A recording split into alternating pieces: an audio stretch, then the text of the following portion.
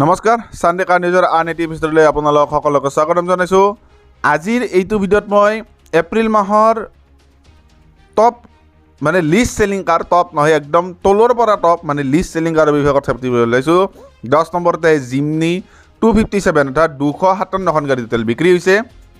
12,74,000 টকাৰ পৰা 15 লাখ টকাৰ ভিতৰত পোৱা যায়। পেট্ৰল 4x4ত জিমনি আহে। 9 নম্বৰতে চিত্ৰনৰ C3 251খন গাড়ী টোটেল বিক্ৰী হৈছে। 6,16,000 টকাৰ পৰা 8,92,000 টকাৰ ভিতৰত পোৱা যায় চিত্ৰণৰ পৰা অহা হেচবেক এইখন। 8 নম্বৰতে টুচন 201খন গাড়ী টোটেল বিক্ৰী হৈছে। টুচন হ'ল মানে আপোনালোকৰ যি প্ৰিমিয়াম কি বুলি কয় SUV ছেগমেণ্টত পৰে টুচন।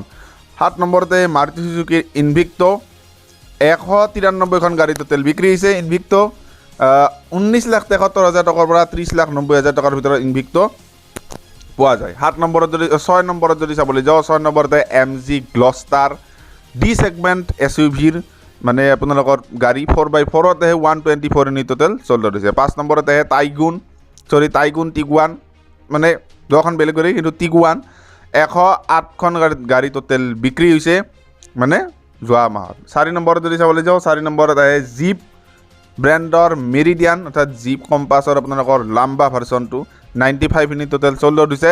জীপ মেৰিডিয়ানৰ 4x4ত এইখনো আহে। 3 নম্বৰত যদি চাবলৈ যাওঁ তেতিয়াহ'লে C3 air cross 93 unit total sold হৈছে।